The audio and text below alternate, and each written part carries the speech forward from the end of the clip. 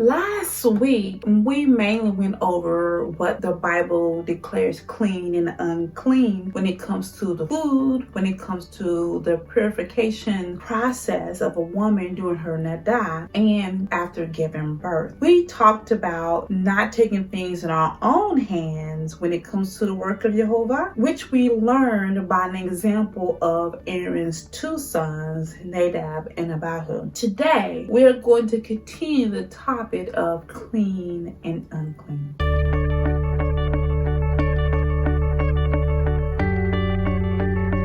Welcome to Reconcile with the Kingdom, where we're working towards becoming a harmony of the whole word of truth.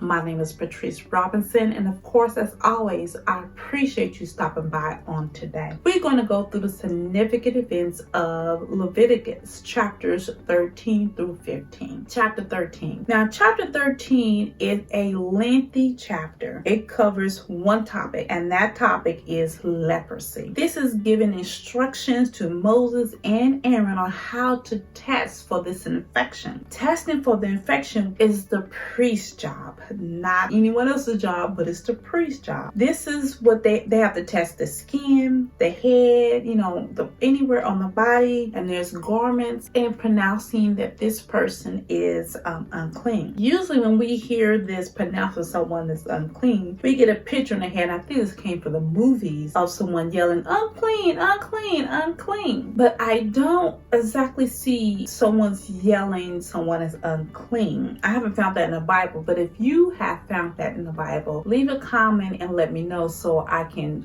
read about that. And I thought a little bit about maybe the reason why people get that idea is because when someone is unclean, a lot of the times they reside outside the camp. There's other reasons why some people have to reside at a camp, and not just because of them being unclean. Chapter 14. This is another lengthy chapter regarding leprosy, but this one is more about cleansing from that leprosy. This gives the priest instructions on what offerings to offer for cleansing, whether you're rich or poor. He also goes into the cleansing of the house because it is in the house. This means lots of inspections on the behalf of the work of the priest. Chapter 15. This chapter goes into details about men and women being unclean during a discharge. Now, this goes in details about a male uncleanness for discharge, pretty much like a woman when she is unclean when she's experienced her to die. It's just two different things. There are instructions for the priest on what offerings to offer for someone who is experienced that be clean. Today's focus is on the healer. Chapters 11-15, what we've been kind of focusing on, teaching the difference between clean and unclean. The priest had to teach the people Jehovah's instructions so they would know when to call up on the priest. So the inspections, so they'd be able to do their job regarding the inspections, and of course what offerings to offer during that time. We have another example of Yeshua healing a group of people suffering from leprosy. We have the one man in Matthew 8, chapter 8, verses 1 through 4, and then we have the group of 10 in Luke chapter 17, verses 11 through 19. Each time he told them to go to the priest because there are offerings that they had to offer to the priest according to the commandments from Yehovah, and which Moses had taught. Each time he had told them to go see the priest